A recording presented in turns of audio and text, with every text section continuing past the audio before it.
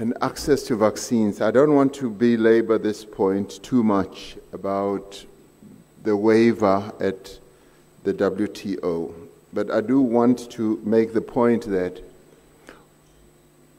and let me start it off maybe with the issue of partnerships. And I think my brother Charles Michel spoke about partnerships.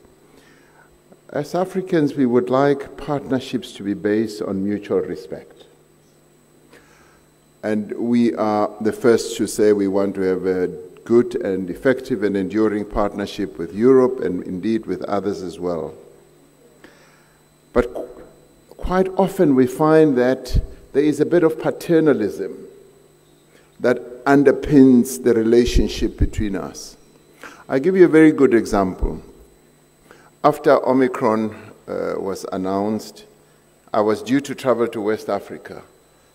And in traveling in the wake of Omicron, I received calls from the 4 presidents that I was going to travel to, President Macky Sall, Buhari, Ouattara, as well as Akufo-Addo. And they said, we've heard about this Omicron. Are you still coming? We want you to come. What can we do to help? And I said, President, if you're still relaxed about our coming, we are coming. A plane load of us, together with journalists, we got on the way. Before I left, I also got some calls from Europe. And the calls were so paternalistic.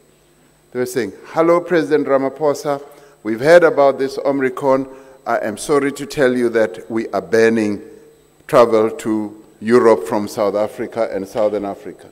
No discussion, no attempt to hear what our views are. And I'm saying that the relationship needs to be mutually respectful.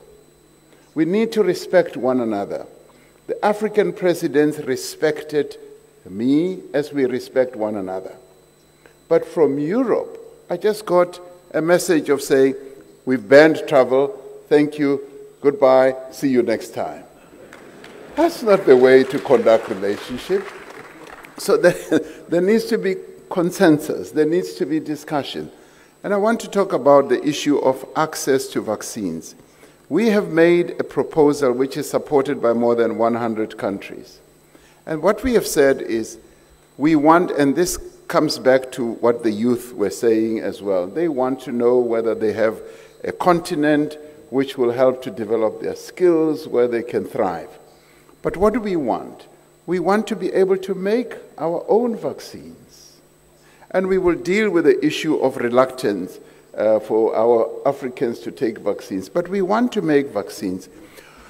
We don't just want to fill and finish and package, which is what we are being offered. That we want you to build a capacity to fill, finish, and package, and we will send you the drug substance. And we say, no. We want you to relax the intellectual property rights for a while so that we can make the drug substance, because we have the capability. And there are quite a number of countries on the continent that can. And right now, we've got countries like Egypt, Nigeria, Ghana, Senegal, Rwanda, South Africa, and Kenya.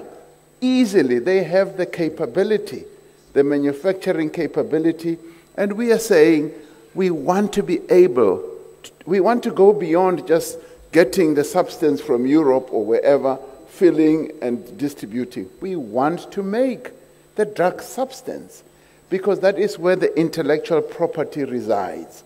And that is where we want our young people, who are epidemiologists, who are scientists, to see that there is a future for them.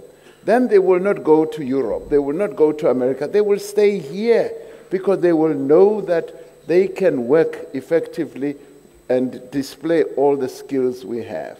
Now, what does the world, the northern part of the world do? They say, no, we know what is good for you. We just want you to do fill and finish. and that's it. And we say, no, we no longer want that. You did that long ago when you colonized us. And when you raped and pillaged our countries, we're saying no now. We have the capability and we want to make all these things ourselves. Now for me, that is smart partnerships. We want to deal with Europe. We want to deal with the northern part of America and so forth on a respectful basis. We as Africans are respectful and have always been. And maybe that's where our mistake is. That's why we were colonized in the way that we were colonized, because we respect too much. And we say, respect us as well. Now, coming to the question you raised, there are quite a number of issues that we have to embark upon for our recovery. Obviously, we have to improve our health systems. And I reject the notion that no, you can't really have the vaccines because you don't have good health systems. It is the COVID-19 that is enabling us, that is giving us the wherewithal to move forward to improve our health systems. So it cannot be conditional. We will improve our health systems as we are dealing with COVID, because every crisis in the end does yield its own benefits. And they say, right now, it's a crisis, and we are coming up with various methods of improving our health systems. The second one, obviously, is economic recovery, the integration of our continent, precisely what we are working on. And the other one, of course, is the whole process of industrializing and building a manufacturing base. And this is where the North looks down on us. They say, no, you don't have, the wherewithal and all that. And we say, we are building it. And the other one is infrastructure. The infrastructure build that you are seeing here in Senegal is phenomenal. This is a country on the move. And Africa is on the move. We are improving ourselves. So we want the world to recognize us, to recognize that. And the other issue is access to finance. Another injustice that happens is this. The northern part of the world, the rich countries, have been able to borrow trillions of dollars to deal with this pandemic. But they are borrowing at almost zero interest rates.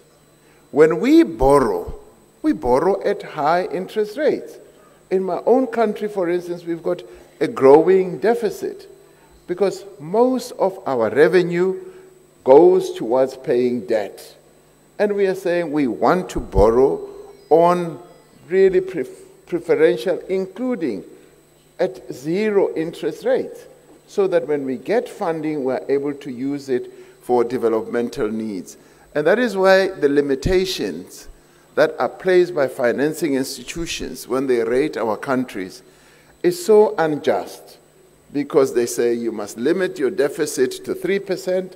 Anything that goes about that, then they rubbish your country and you can no longer borrow. So it is important that we should be given the ability and the capability to raise funds. On the security side, Southern Africa is now involved in a war. In Mozambique, we're fighting insurgents who are spreading, and the Sahel region and so forth. And we've been in the DRC, South Africa, for many, many years. We need funding, because the mission of the United Nations is to ensure that there is peace in the world. And the rich countries who became rich, who became rich because they plundered and pillaged the countries that they colonized. The wealth that you see in the northern countries is the wealth that comes here, that comes from here. And we are saying, live up to your responsibilities. We need funding to fight the insurgents. And therefore, yes, the world system needs to fund us so that we continue to fight the war in our region. Lastly, the issue that is really going to be a boon for all of us is multilateralism. As Africans, we respect multilateralism. And we find that other parts of the world don't respect multilateralism. They usually act unilaterally. And you just hear a country has been throwing bombs in another country without going through a multilateral system.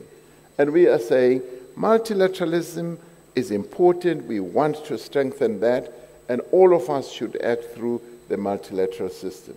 That's what I would say would lead to a really good recovery of the world and Africa after COVID-19. Thank you very much. Thank you. Merci, Monsieur le Président.